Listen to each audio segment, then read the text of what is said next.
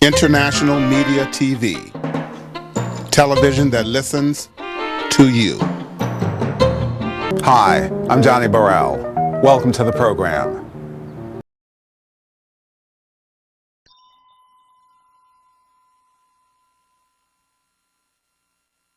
Good morning, everyone. Thank you very much for coming today to this very, very special event here at the University of San Francisco. I'm Paul Fitzgerald, the president of the university, and I welcome our students.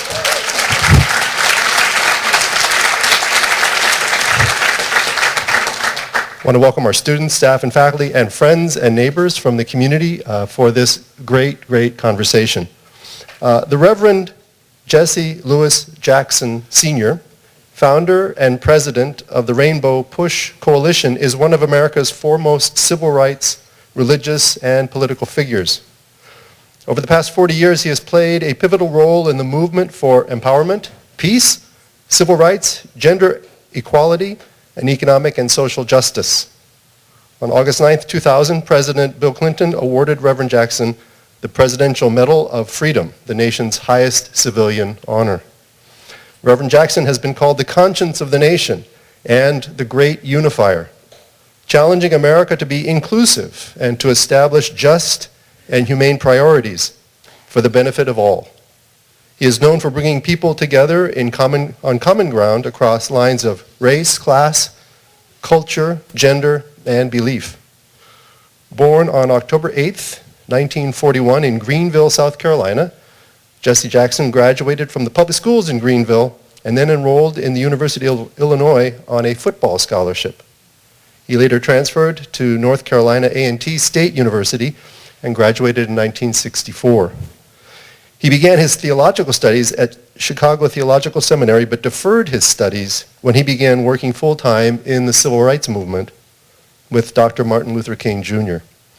He was ordained on June 30th, 1968 by Reverend Clay Evans and later earned his Master of Divinity degree from Chicago Theological Seminary. For his work in human and civil rights and nonviolent social change, Reverend Jackson has received more than 40 honorary degrees, doctoral degrees, and frequently lectures at major universities such as Howard, Yale, Princeton, Morehouse, Harvard, Columbia, Stanford, and Hampton. Reverend Jackson began his activism as a student in the summer of 1960, seeking to desegregate the local public library in Greenville, and then as a leader in the sit-in movement. In 1965, he became a full-time organizer for the Southern Christian Leadership Conference. He was soon appointed by Dr. Martin Luther King Jr. to direct the Operation Breadbasket program. In December of 1971, Reverend Jackson founded Operation Push, People United to Serve Humanity, in Chicago, Illinois. The goals of Operation Push were economic empowerment and expanding educational, business, and employment opportunities for the disadvantaged and for people of color. In 1984, Reverend Jackson founded the National Rainbow Coalition, a social justice organization based in Washington, D.C., devoted to political empowerment, education, and improving public policy. In September of 1996, the Rainbow Coalition and Operation Push merged to form the Rainbow Push Coalition to continue the work of both organizations and to maximize resources. Reverend Jackson's two presidential campaigns broke new ground in U.S. politics. His 1984 campaign registered over 1 million new voters and won 3.5 million votes, and helped the Democratic Party regain control of the Senate in 1986. His 1988 campaign registered over 2 million new voters, won 7 million votes, and helped boost hundreds of state and local elected officials into office. His clear progressive agenda and his ability to build an unprecedented coalition inspired millions to join this political process. Reverend Jackson he married his college sweetheart, Jacqueline Lavinia Brown, in 1963. They have 5 children: Santita Jackson, Congressman Jesse L. Jackson Jr., Jonathan Luther Jackson, USF Dubois Jackson Esquire, and Jacqueline Lavinia Jackson Jr. Joining us on stage to be in conversation with Reverend Jackson is our own Clarence Benjamin Jones.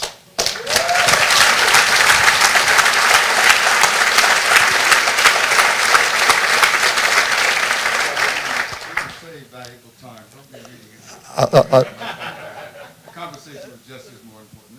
Everybody knows me here. Well, since we have I'll be brief, but since we have a few guests, Professor Jones is the former personal counsel, advisor, speechwriter, and close friend of the Reverend Martin Luther King Jr.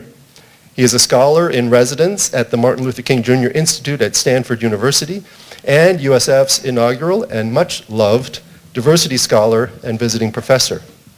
He is the author of What Would Martin Say?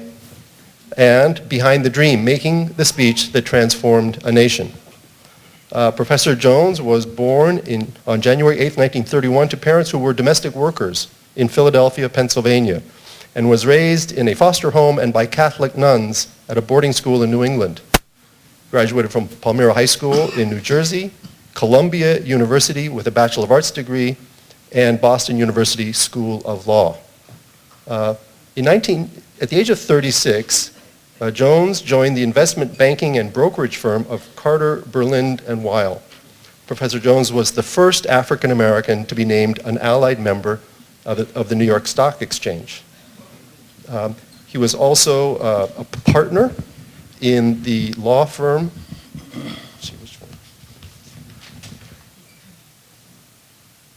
What's the name of your law firm?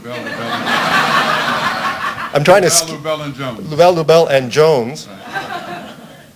All right, two quick facts, and I'll get off the stage because I'm in the way of you and two historical figures.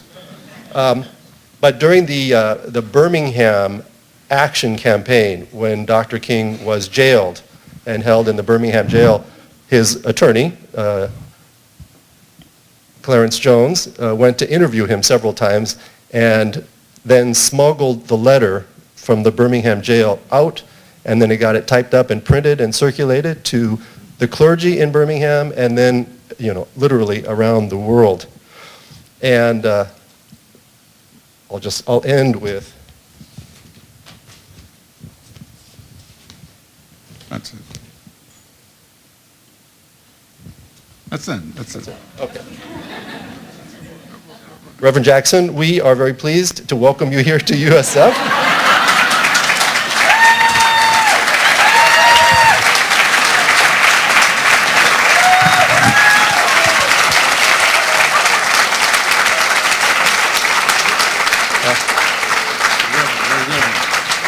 And we invite your historical wisdom as well as your insights into our current political situation. Thank you. Jesse, let me just say a few words. In 1970, there was a convention in Gary, Indiana, Black National Political Convention, convened by then Mayor Richard Hatcher, several African-American political leaders. And the purpose of that convention was for the national political leaders to come together and just see if they could develop some kind of common vision. One of the sayings or themes of that meeting was that there is unity in diversity. You didn't have to everybody agreed. But it was a very frank 2 or 3 day discussion about where, as we were all assembled there, where we as African Americans politically would go forward. And this then younger Jesse Jackson played a formidable role in terms of the guidance and speech that he gave. And then a few years later, we talked about his 2 presidential efforts. But the kernel of both of those efforts has to do with the power of the vote. And Jesse, as I affectionately call him, he would talk about the votes as little rocks laying around. He would talk about the votes, unregistered votes, being little rocks laying around. Now, Father Fitzgerald just recited to you some of the results of those two campaigns in terms of the extent to which he was able to mobilize and get African Americans who had been previously unregistered, registered to vote. So that his little rocks laying around in his two presidential campaigns, for those of you who may be too young since they were 84 and 88, they laid the foundation for the political presidential campaign of Barack Hussein Obama. You understand what I'm saying?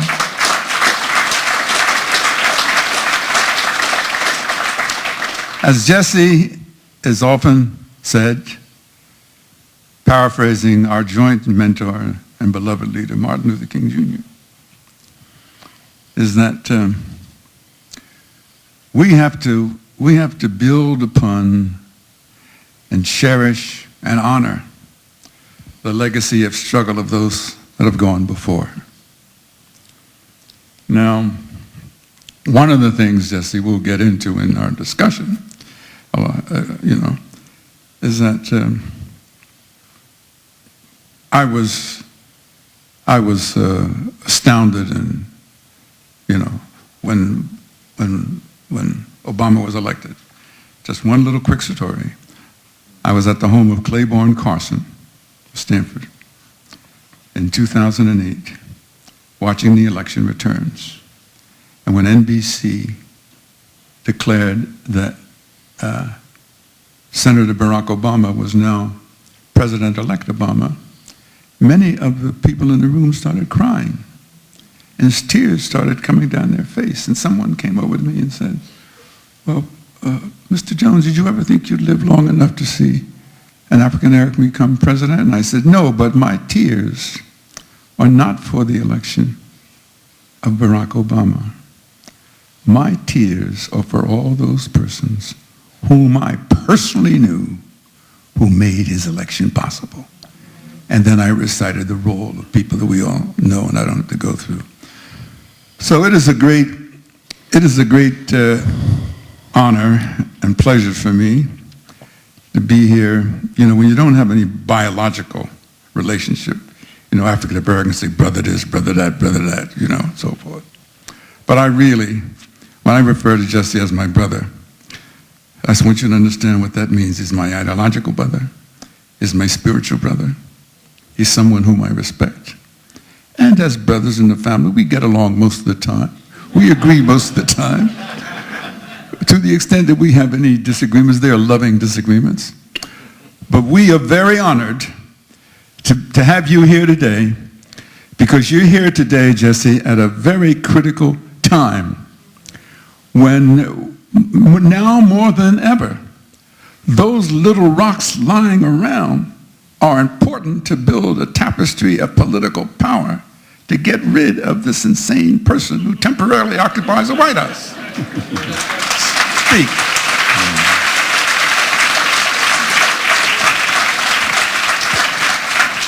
Well, Attorney Jones, Professor, let me express my thanks to you, to His Honor the President. Thank you. Give your President a big hand, please. Give it up.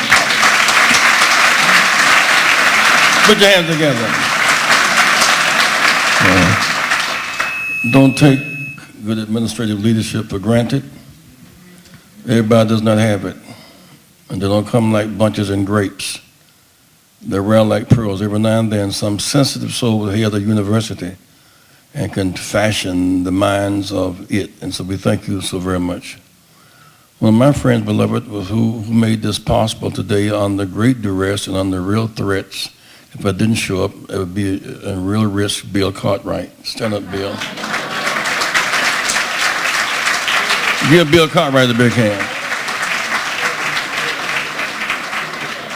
And he's not here. We should just pick at him. I'm trying to figure out the best place, in some sense, to start this conversation, because I'm sure there'll be dimensions of it.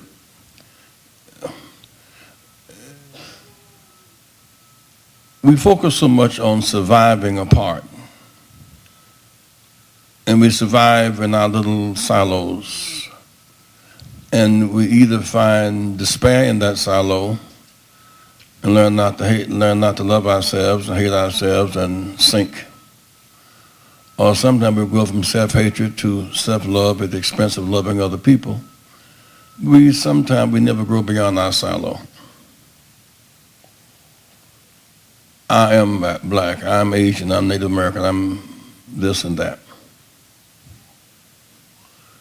Learn to survive apart is one dimension. Lowercase animals do that. But learning how to live together is a higher level of development and maturity. Our future is based upon learning to coexist and not co-annihilate. Part of this started at 65 at this point. Blacks have been denied the right to vote since 1880, essentially, but under great duress. Between 1880 and 1940, 5,000 African Americans were lynched. We speak of ISIS, Islamic terrorists, the Christian Klan terrorists, lynched 5,000 blacks and some Jews during that season. We did not go north as immigrants. We went north as refugees. We didn't go looking for a job. We went looking to survive. Because the black in the South, there were more blacks enslaved than there were slave masters. So politically, we had power with the right to vote. South Carolina alone had 8 black congressmen, for example. And the reaction to that empowerment was a radical reaction which led to a season of lynching. During that season of lynching, women got the constitutional right to vote in the 1920s. During that season of struggle, workers got the right to organize. We found ourselves in coalition for mutual survival. In 1954, the Supreme Court ruled apartheid to be illegal as a matter of law, but not as a matter of culture. Jeff Sessions thought that decision to end apartheid was an activist court, to use their language. 1965, fast forward. Blacks have been denied the right to vote, unless they did absurd things like, jellied beans in a jar and all such as that. White women couldn't serve on juries. 18-year-olds who were serving in Vietnam could not vote. You could not vote on campuses. You couldn't vote bilingually. You couldn't vote proportionally. You had to vote winner take all. So between 1965 and 1990 was a great learning period. I said that because that was the crown jewel about the King struggle, was the right to vote.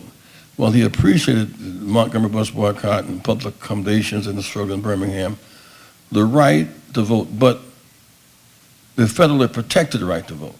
We had the state's right to vote, but states made it almost impossible, so we had the federally protected right. And what this Sessions element did, the same element that says that 65 Voting Rights Act was an intrusion on the South. They thought 2013 was removing that intrusion by removing Section 4 of the Voting Rights Act. And when the Voting Rights Act lost its enforcement power in 2013, we lost 868 precincts. That determined in some sense the outcome of this last election. The November the 9th, first article in the New York Times editorial section says how the Republican state chair was celebrating the fact that they had suppressed the black vote or hacked it by 9% by removing precincts. So on a campus like this, I was in Winston-Salem, the precinct was like 3 miles down the road. So as opposed to going to the student Union to vote, you had to go 3 miles in the bus. Most folks didn't know that was a form of voter hacking, not by Putin, but by Republicans in that election. That process was so astonishing until in Texas, the government ruled that 600,000, most Hispanics had been taken off the rolls, had to be put back. So at one level, the protected right to vote is a big deal to us. But when President Barack won that night, I was weeping because it was both the moment and the memory. It was the moment that we had finally won the big one. Across the street from Johnson Publishing Company, publisher of Ebony and Jet magazine, in the same park we've been beaten in 65, 68 after Dr. King had been killed and Robert Kennedy had been killed and tear gassed. And I thought about being in that same park for the celebration.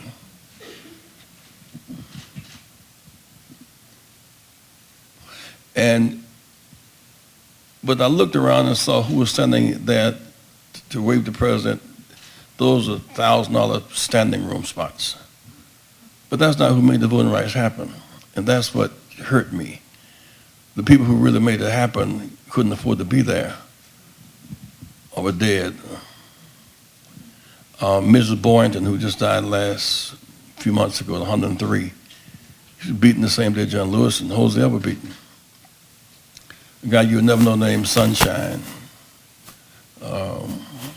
Cotton Reader, James Orange, kind of nameless, faceless, won't go back kind of guys. Those are guys who in the dust and the dirt of things, and I wish so much for them to have been to see the fruit of their labors. Then I think when tears came is when I thought about if Dr. King, who had been killed April 4th, and Robert Kennedy who had been killed June 5th of 68, and Medgar Evers was killed June the 7th, if they could have been there for just 15 seconds to see the fruit of their works, I just wish to God they could have been there to see that. And that's where the tears flowed from that. It was an amazing accomplishment, but the same night we were meeting and celebrating, just as when we got the Emancipation Proclamation, the forces were set to knock us back and kill Lincoln. The same force were meeting then to undermine the victory of 2008. They did not succeed in stopping President Barack Obama, but they impeded much of the progress that would have been made in that season. I can only say to you who are here today in this school, deep water does not drown you. You drown when you stop kicking. Don't surrender. Use what you got and fight for what you need. But most of all, beyond surviving apart, learning to live together. I'll say this in closing. This is the month to study African American History Month. But at the university, you must have a little something more than learning your own history for pride purposes. You cannot separate Black History Month from the Chinese Exclusion Act. What does that mean to my neighbor? Of Japanese internment? Or the Holocaust? You can't separate the refugee movement locking people out from the ship St. Louis full of Jews who made it from Germany and turned away by the U.S. because we were allies with Hitler. We sent them back to the ovens.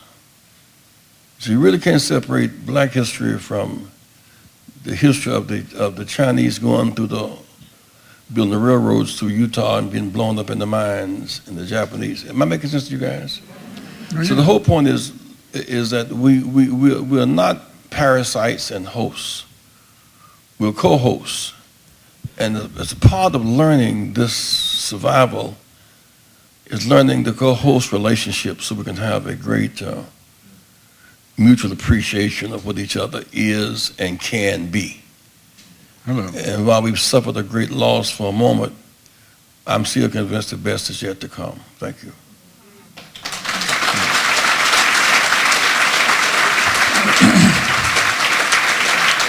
Jesse,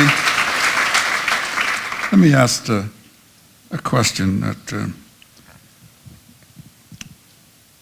as I listened to your very moving description of to the election of Barack Obama, which I shared and a lot of other people shared, as his presidency developed, particularly in the second term, you take the second term with the first term, I began to ask myself the question, is whether or not those of us who are progressive and were so absolutely thrilled to see this man be elected, whether that sense of joy may have unduly restrained us in being, at times, more critical of the Barack presidency. There were times when I thought that maybe by our inaction or silence we were giving him a pass on a couple of things. Well, I think you're right. I know the times that if I had chosen to be publicly critical, it could have been manipulated in a way that what I was trying to say couldn't have been heard. Right. I remember President Barack, before he found his footing, when the Crowley, the policeman, went up in Dr. Gates' house and arrested him in Boston, Harvard professor. And so Barack said, that's silly, man. Let's have a meeting. You shouldn't have no big march and confrontation in Boston about that. This guy lived there. This guy made a mistake. Let's sit down and have lemonade and beer talk. And the press exploded as if he had set off some anti-white revolution. I'm sure it had to have some traumatizing effect at that time.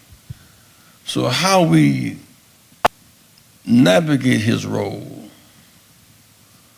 When Bill Clinton came on the Senior Hall show with shades on, blowing saxophone to show he had kinship with the people, that was accepted. He can go beyond the normal lines. Right. If Barack had come on that same show blowing the saxophone or trumpet,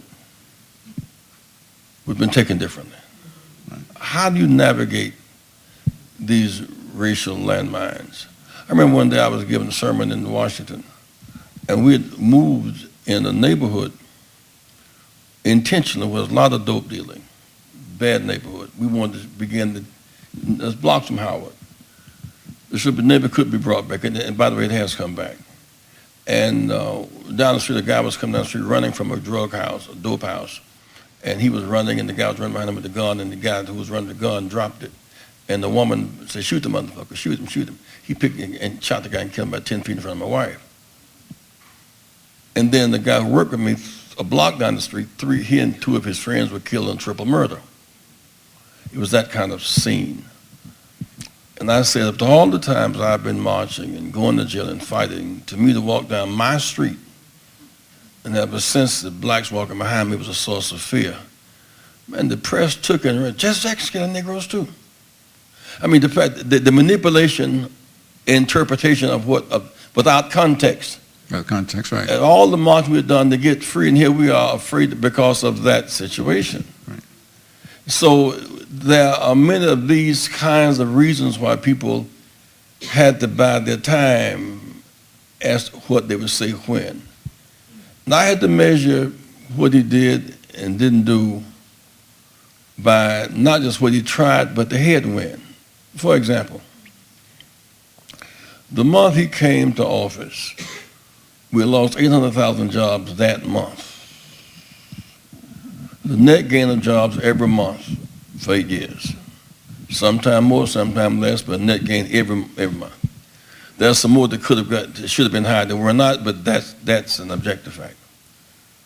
The month he got high, we were in a global banking collapse.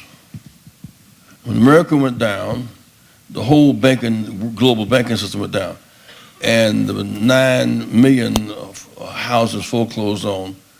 And the banks went down because they exploited without Dodd-Frank, without governors. They agreed randomly to hold, but they accused CRA the accused community reinvestment as to why they went down. They went down because of greed. And that sucked. You can't lend them money because they can't pay back. And that went. So he helped bail out the banks, but not linked to lending or the reinvestment. So the banks are bailed out. These inner citizens have been left out because he couldn't get the whole loaf. I would like to have the whole loaf, needless to say. The automotive industry had gone down. Even Detroit workers are riding around in foreign cars, talking about American cars were no longer first class. Well, there was a risky investment.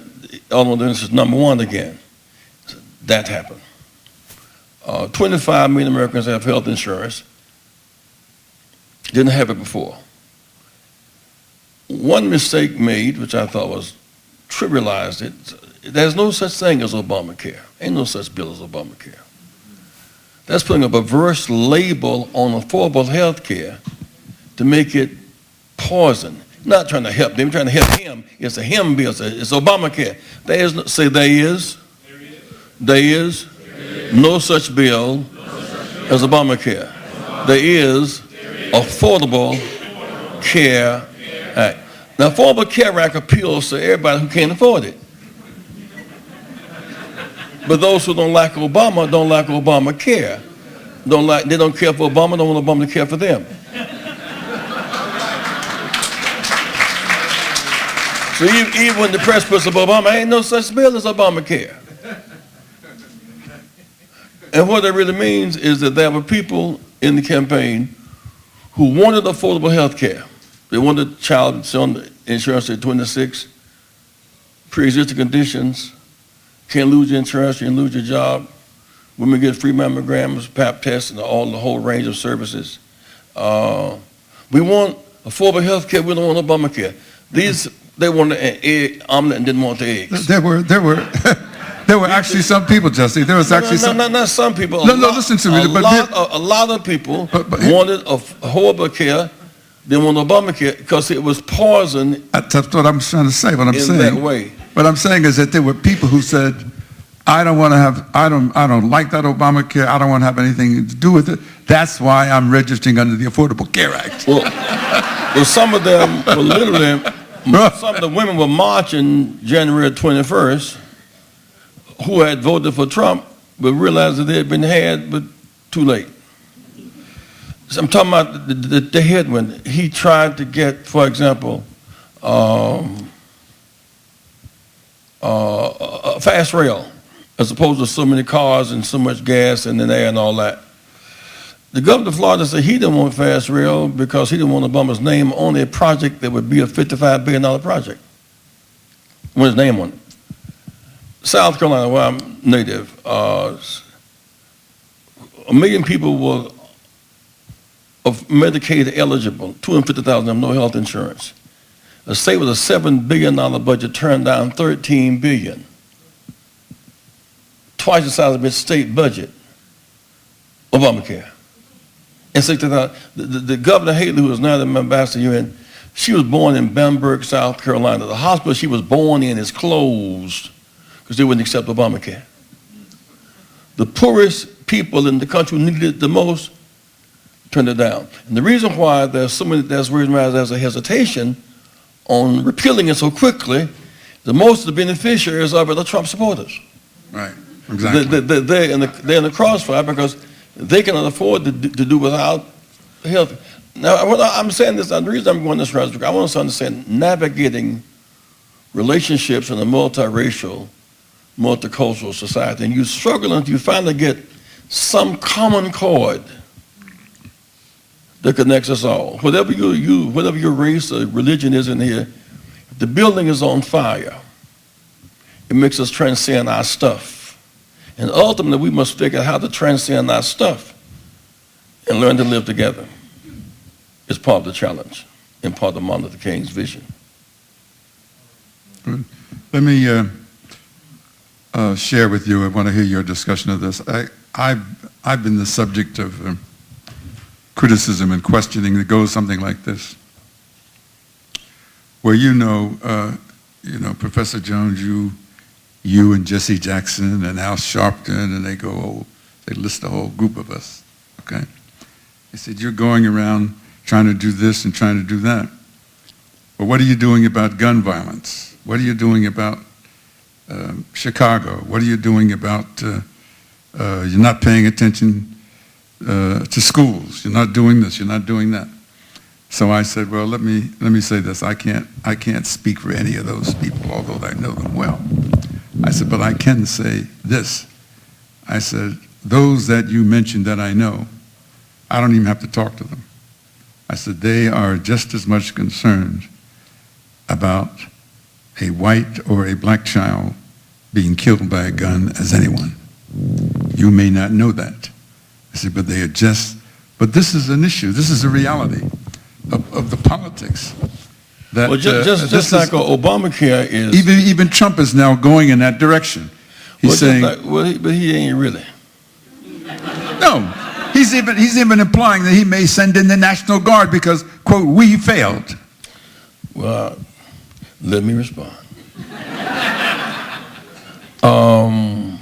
Just like Obamacare is a kind of cover for affordable care, urban America, black. Most urban dwellers are white. Most people who live in urban America are white. San Jose and LA and San Francisco and in Portland and this Calder Road, most of the urban America is white. But it's very, most 62% of Americans live in urban zones. So most of us live relatively compact.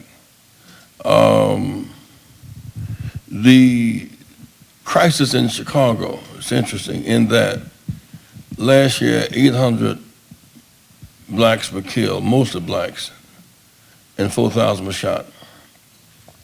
The same folks who are against the people being shot resist background checks on guns. That's a contradiction. They don't make guns in Chicago. Hello. And don't even have a gun range. The guns are made in the suburbs of Barrington and downstate Illinois and down in Kentucky. And so the guns are in, drugs across the border, they're in, and jobs out. That's a deadly combination. Guns in, drugs in, jobs out. If you were in Iraq and you knew and some American soldiers were there facing gunfire, and you knew where guns were manufactured, the route they took to the point of sale, and then into Iraq, you'd blow up the gun, you'd blow up the trail, right? We know where the guns are made, legal, the gun industry. We know where they're made and sold at gun shows. We know where they're made. We know where the route they travel. 70% of all those killed in Chicago come from one gun shop, Chuck's Gun Shop, in a place called Riverdale. We know where they're made, the route they travel, and the point of legal then to start purchasing. And so unless you're going to deal with something that substantively, you're just talking foolishness. The drugs, there are no drug fields in Chicago. We know where the drugs come from. Unless you're going to break up the route, the drug route, and Chicago is an international market for a subculture of guns and drugs. Why is it a sub-market? In that city, we've gone from 50,000 to 10,000 manufacturing jobs in 20 years. 50,000 to 10. 80,000 vacant homes and abandoned lots. Closed 50 public schools, which are now eyesores. Laid off 5,000 teachers. 200,000 people who have left the city because they can't find work. And schools are financed based upon the local tax base as opposed to intrinsic worth. So if you've got lower tax base, you've got lower schools, first class jail, second class schools. So you can't tweet that.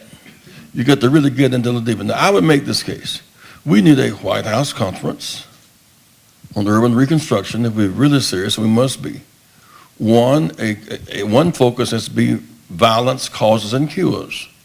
A Kerner Commission type serious, credible report. Race and gender disparities. One side, there are 9 communities in Chicago, 9 communities with 20 to 28% unemployment.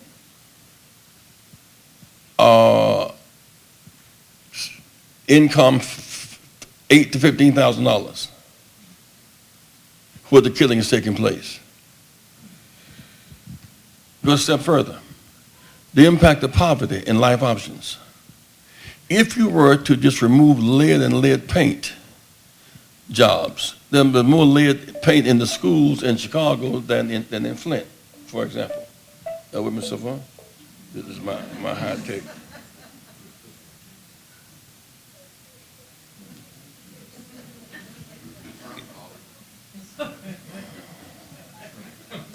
All right. If you remove lead and lead paint jobs. If you cut down the weeds in hedges, you hire landscapers. If you remove or demolish houses cannot be rebuilt, jobs. If you refurbish those that can be rebuilt, jobs. There may be more people, there may be more jobs than people in the city. But there's no plan. That goes back to Dr. King in Vietnam. He said money that was designed for reconstruction at home and healing is being sent to killing abroad. We have the capacity. If we can destroy and rebuild Iraq, we can not further destroy and rebuild at home. That was the whole premise, one of the 7 points of going to Vietnam in the first place. And so Chicago and Oakland, it's one thing to have H-1B workers bring in from India, which we should not stop. But that's some H-1B eligible people in Oakland and San Francisco. Train them also. There's nothing magic about it except you expose the math and science early on in your life's development, right, guys? And so I'm saying that so what we did yesterday, I had the press conference because I think Chris Hayes is coming to Chicago tomorrow doing one of the MSNBC specials. But we need an urban policy. And Chicago should not be a foil, it should be a model city for reconstruction. Good. And by the way, on this black-white, most poor people are not black. Hello, yes. They're not brown, they're white on food stamps, and female and young. Right. And whether white, black, or brown, hunger hurts. Right. And in the dog, we all look amazingly similar. So that's never been an issue for our movement. This is a manufactured division. People in Appalachia, when I saw people in Appalachia who voted for McConnell, voting against Obamacare, some of whom had never had insurance in their lives. When you hear young people, as some have said to me, and I'm sure you've heard it or said to you directly, often referring to the civil rights movement, the leadership of Martin King and so forth, is that, the nonviolent protests that you and Dr. King and others and John Lewis and Jesse Jackson, that you guys did, that worked then. But you got a new kind of circumstance now. This is coming from what I would say. I'm just using a generic breakdown of people like under 30, all right? And they're questioning. They're questioning the current appropriateness, the current efficacy of nonviolence. It worked then, but it doesn't work now because the new kind of circumstances. You can only be nonviolent up to a point, and then you got to show this man what you really mean. That's a paraphrase. With today's technology, just simply die quicker. Hello. The people that we'll be fighting against violently, you're going to have a violent war and don't make guns or bullets. If you can shoot, you can't reload. It's irrational. When most people get through huffing and puffing, they want to demonstrate the change in economic circumstances. That's in fact nonviolent. They want to vote somebody out of office. That's nonviolent. And so we need not be just huffing and bluffing. Use what works. Massive nonviolence resistance works. It's practical and it's morally correct. And you salvage the enemies and the allies. Because at the end of the day, you must be driven by hope and love, not by cynicism and despair. You must care on people. Care that you know. I went to USF, I know. People know that you care. That's the character of it. I was said yesterday in the press conference, Jesse, you guys talking about most jobs in Chicago and Trump talking about he might come to Chicago. And what about the sanctuary city? sanctuary for refuge for people who need refuge is a moral issue. How can we get trapped thinking we're going to trade off, get a job to let somebody else die on the border? Part of our strength is the rightness of our position. Rosa Parks had no political power, didn't have no right to vote. She was mostly right. Fannie Lou Hamer in '64 at the Democratic Convention in Atlantic City, New Jersey, she had no representation politically. She was mostly right. There's a lot of power in being right. For those who really hung up on the refugee, Jesus was a refugee. Went to Egypt leaving genocide as a refugee. Egypt was a sanctuary for him. All I need is one amen on that. So it still comes back to, then you're always going to have nuances of competition and people seeking to hurt each other, but you cannot be the source of that hurt. And we're going to survive this period too. When you got 10 million blacks eligible to vote who are not registered, that's pouring hot coals on yourself. You got students who want student loan debt reduced and too angry to register and vote. If you didn't vote, just put Trump's picture up on your wall, on your office.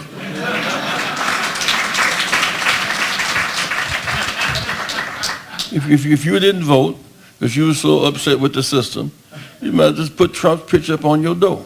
You were a part of it. Now you can be redeemed.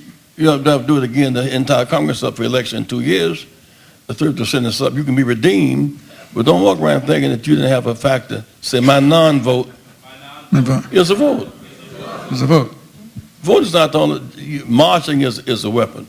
Litigation, legislation, education, registration, fighting physically, all these are weapons, because they use a weapon that works. And I'm submitting to you that massive nonviolence is mass education. The January 21st march was a mass statement. If it had taken place November the 6th, we wouldn't be sitting where we are today. But maybe we learned something from that. Even the negative lesson can be a lesson that we'll learn. And on that, since we're on that, Clarence, you know, Hillary won. In the democracy, a one-person, one-vote democracy, Kennedy won. He beat Nixon by 112,000 votes, less than one vote per precinct. Nixon beat Humphrey by 500,000. Carter beat Ford by 1,700,000. Hillary won by 3 million votes. Bush beat Gore by 538 with 27,000 blacks uncounted. 3 million votes is a lot of votes. So well, she lost because she didn't win the Electoral College. Those are rooted in slavery. The southern states, to balance off their political power, counted us, but we couldn't vote and count ourselves. Right. So I don't see Electoral College as being valid in the first place on the one-person, one-vote democracy. In the first place.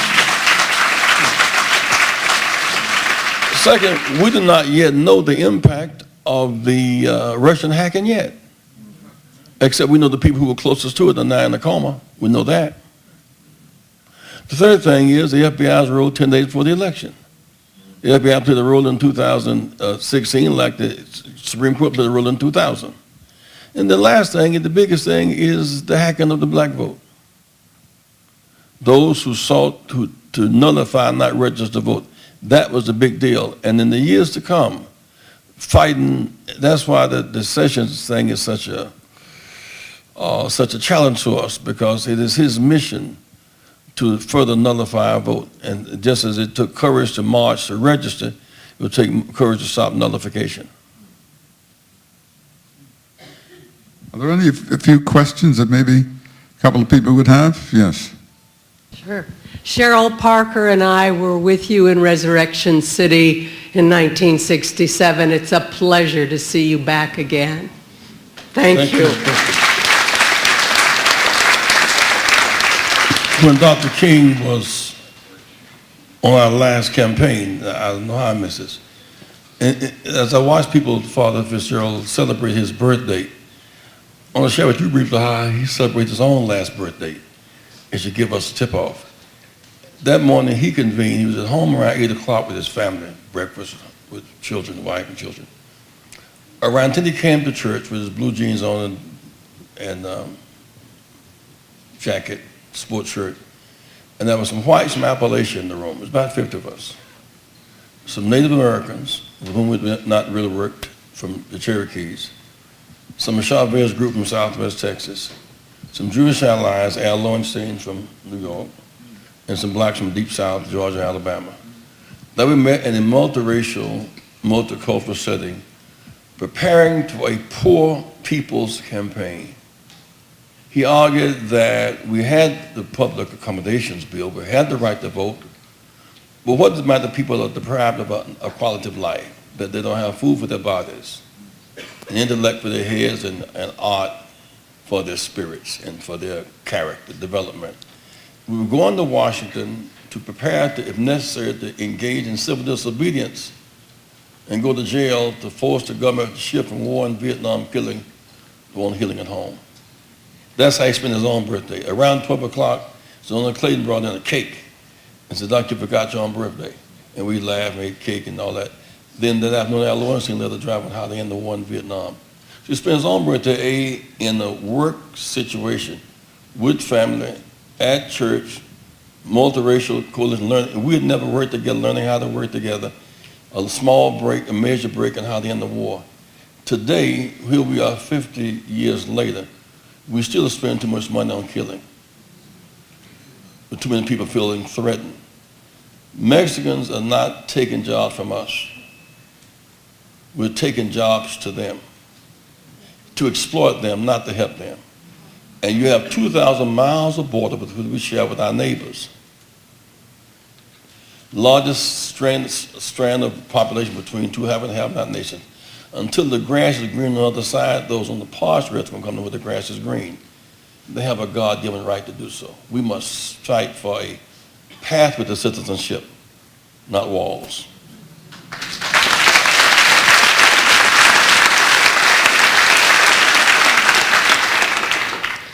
Good afternoon, gentlemen.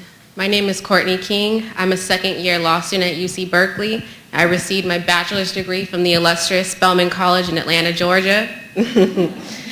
And I just want it to be known to you and the rest of the room that I intend on being the first woman president of this country. So your fight is not over.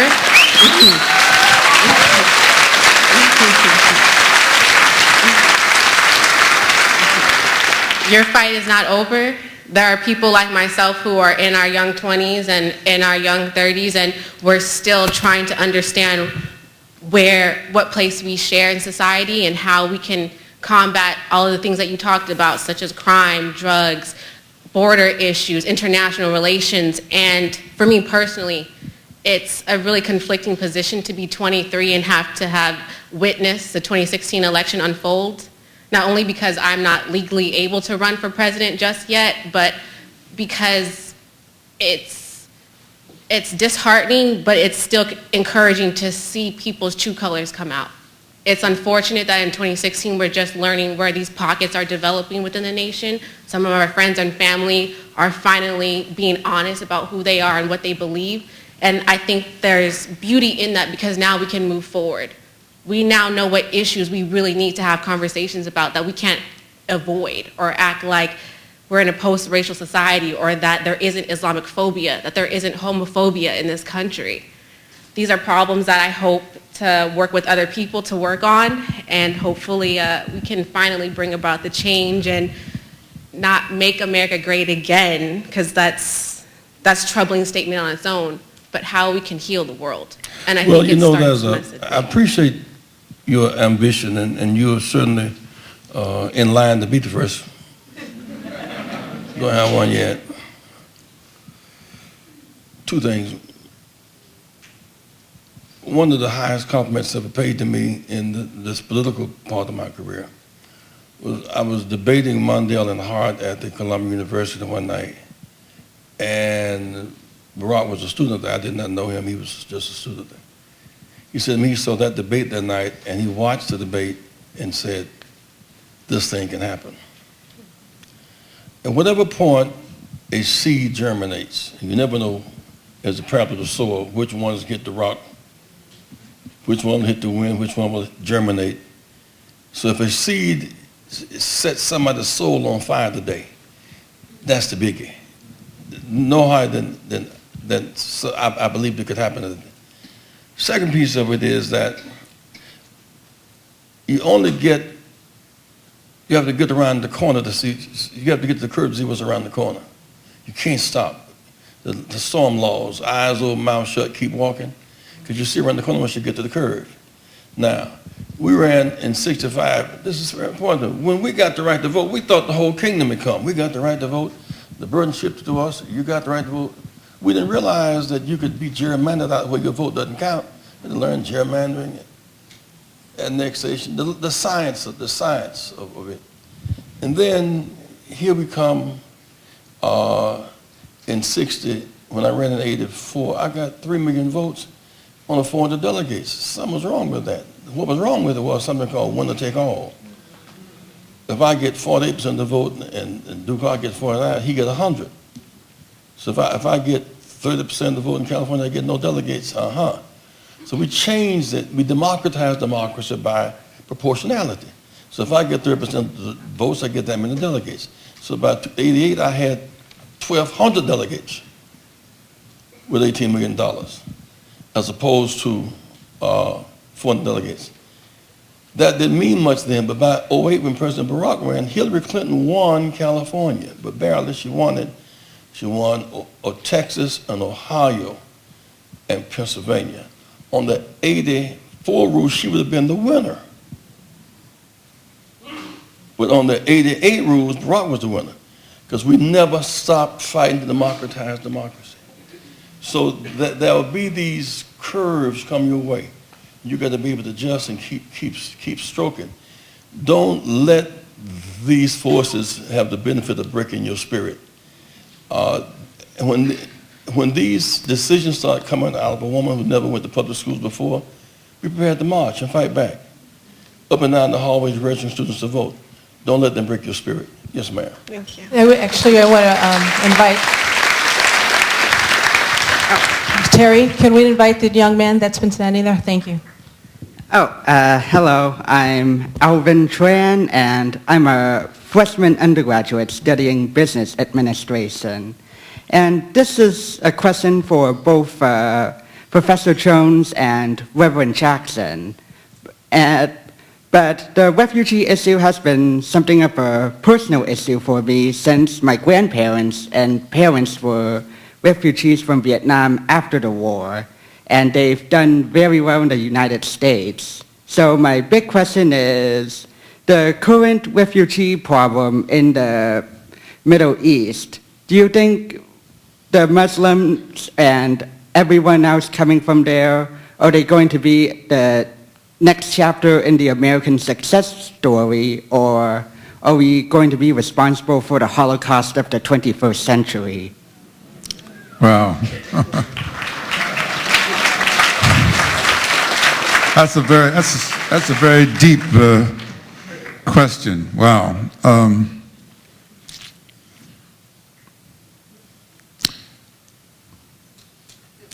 There's no question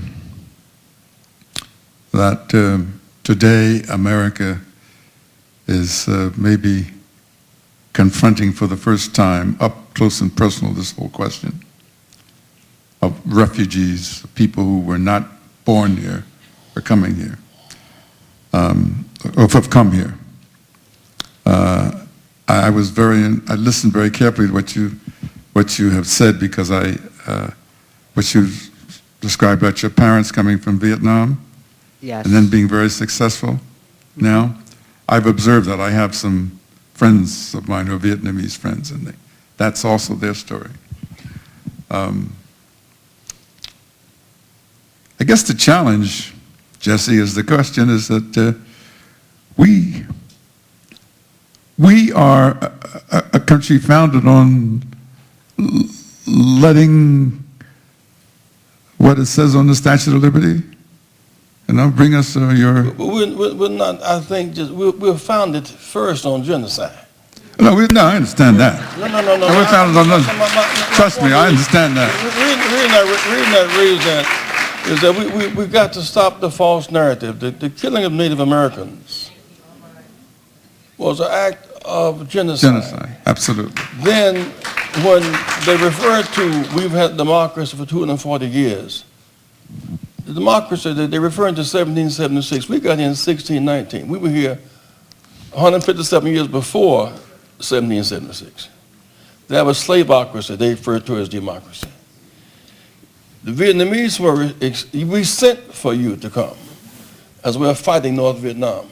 We sent for Vietnamese to come. We sent for Cubans to come, fighting Castro while locking out Haitians. So that's politics too. You get my drift, guys? If a Cuban came, they were subsidized. If a Haitian came, they were locked up and sent back to Haiti. That's the politics of those decisions. Now, what's happening now, you got two things. One, I was in California working with Chavez Cesar some years ago, and the farm workers were about to have a big election on a Tuesday week.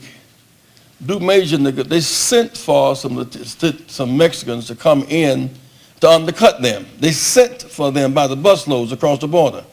Manipulating, y'all follow me? Manipulating. And then we go a step further. Once the Mexican part, the South Central Latin American politics has gotten so big, it's now a fact in Southern politics.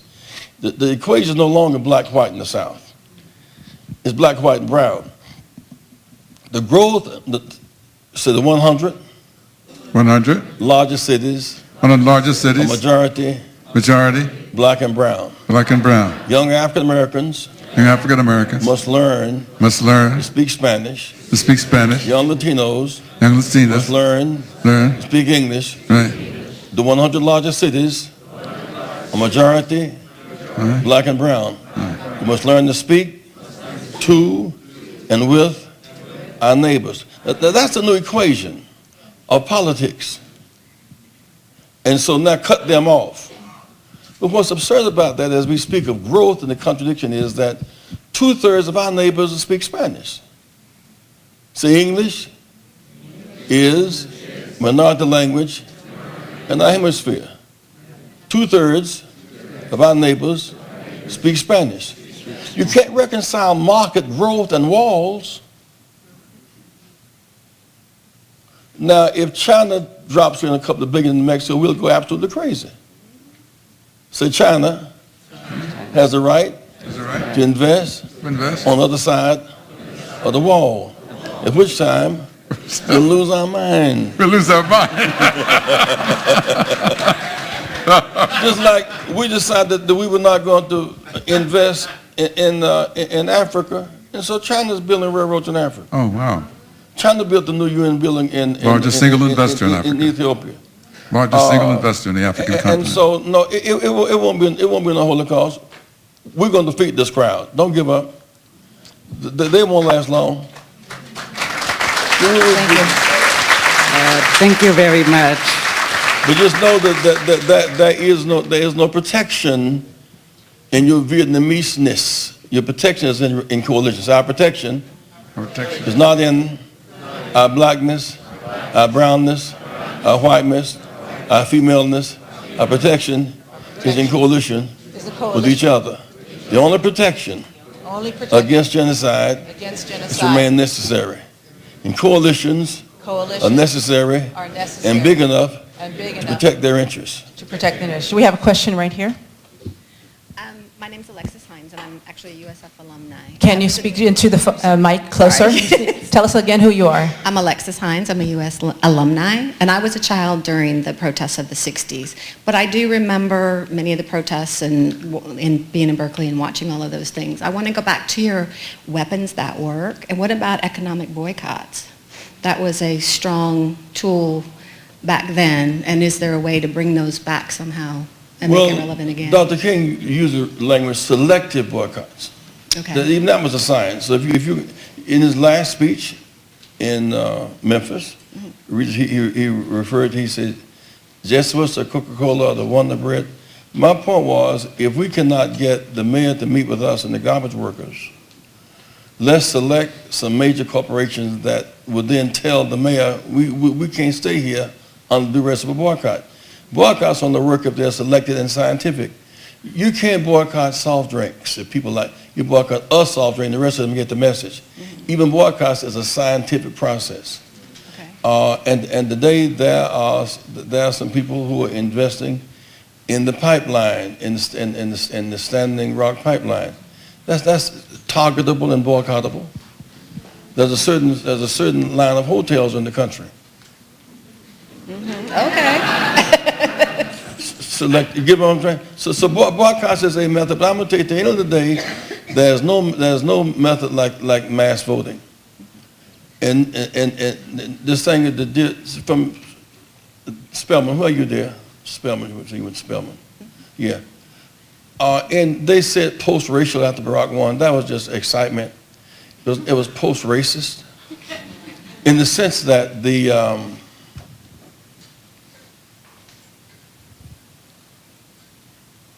those who got the right to vote in 65 became a new majority. Blacks, women, campuses, Latinos, new rules. That group beat the old group never left. The Confederates never left. The Federalists never, we beat them in 2008. We outvoted them. And they found in Trump a voice. We defeated them.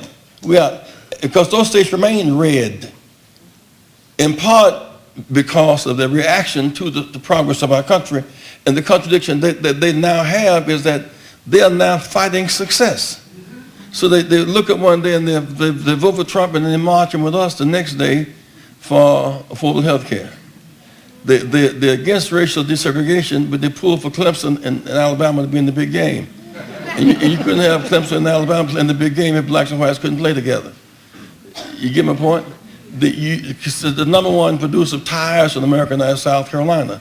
That couldn't happen behind the cotton curtain. You couldn't have the Carolina Panthers and the Atlanta Falcons behind the cotton curtain. You couldn't have the Olympics in Atlanta behind the cotton curtain.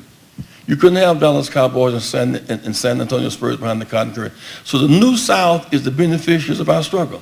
And there's not the one Southern governor that they can attribute their newness to. So to the prosperity of the New South. Athletic growth, academic growth, high-tech growth, social growth is because Martin Luther King, Rev. Abernathy, and the young, Dr. Carmichael. To say the civil rights movement brought about there's not one Southern governor who can put his name on that honor roll. In spite, we beat them. And we lost this time because some of us did not vote our numbers, trapped in cynicism. Thank you, ma'am. Reverend Jackson, we're going to ask both of these students that are here to, one after the other, ask your question, and that will bring the close to this particular point because Reverend Jackson is on a tight schedule in San Francisco and has some interviews. I ain't got nothing else to do. You ain't got nothing else to do? All right, he made a liar out of me. Okay, but very quickly, if you can ask your question, and then India, you'll ask the last question. Thank you.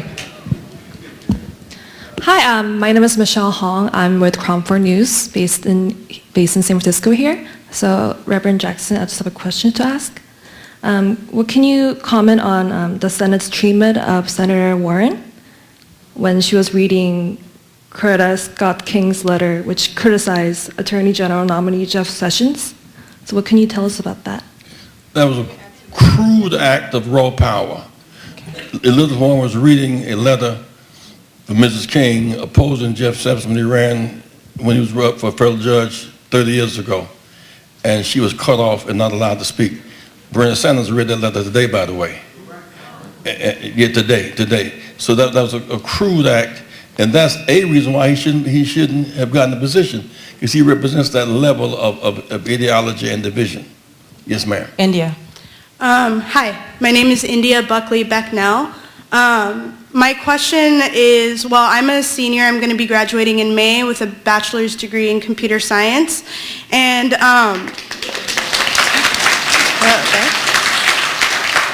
thanks.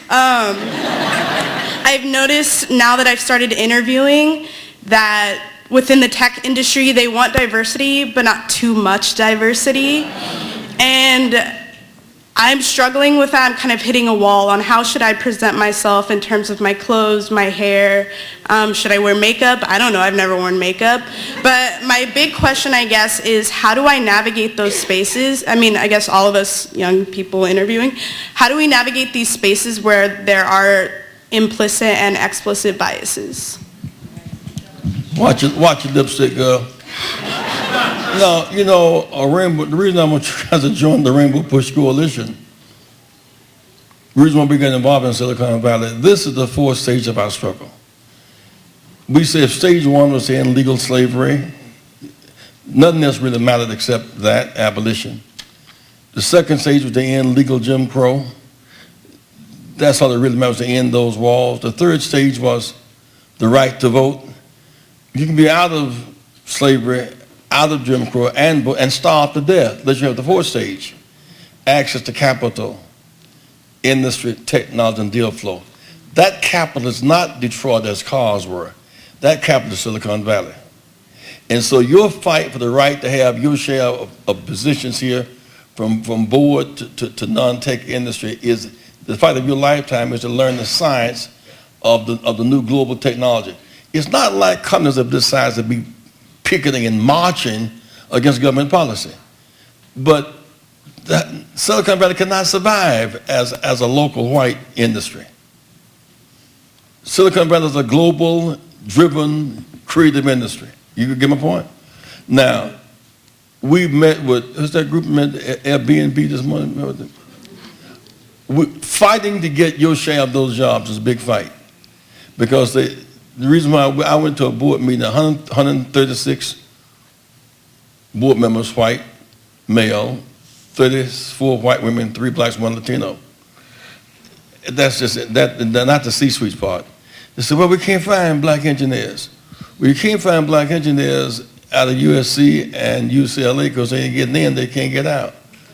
42% of all black engineers come from HBCUs. And half of black lawyers come from HBCUs. So that now they're building a pipeline from HBCUs to the Valley. And we said, well, you can have H-1B workers, but don't jump over Oakland and San Francisco to go to England. I mean, to go to India. Do both. You can get H-1B workers here and there because the ghetto is nothing but a domestic third country. So we're refugees too within our own situation. So I want you to join the Rainbow. Y'all write this down, matter of fact, rainbowpush.org. Because a student movement must be focused. Because if you go looking for a job and you don't know computer science, you can get the job even if they like you. Rainbowpush.org. All right, now we're having a conference in New York next week, the Rainbow Push Wall Street Project, which your president's going to send a bunch of y'all to.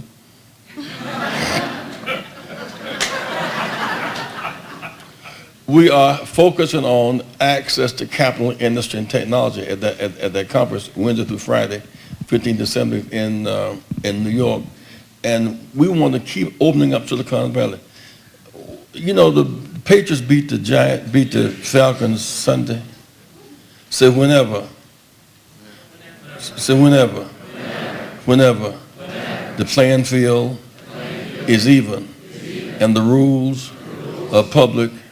And the goals are clear, and the referee is fair, we can win. That's the essence of the civil rights struggle. You can be down 25 points and win if 10 yards fall off first downs. 80% black ball players on both sides of the field. That's exciting. Been one black ad in 51 years. That ain't exciting. Blacks on both sides, we running touchdowns. Don't own one NFL team. So that even when you get to the curve, you see what's around the corner. You get to the curve. Say it's not enough to play. Mr. Blank, the guy from Walker's name, the owner of the Falcons. He was down there looking for some oranges to pour on himself, but there was point oranges on the other side of the field. I couldn't let that go, y'all. So. Please join me in thanking... Wait. Mark Jackson, please stand. Mark Jackson, please stand. Oh, yeah.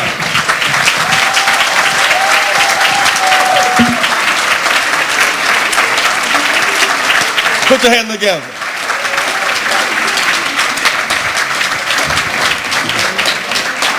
Said Mark Jackson laid the foundation for the Golden State Warriors. Another big hand for Mark Jackson. Yes.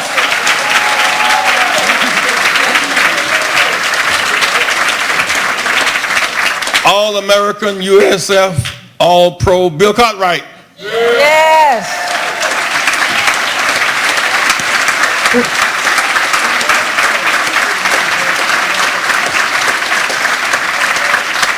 So USF is a great school. It's a great school. We heard about it from Bill Russell From Bill Russell. and Casey Jones first.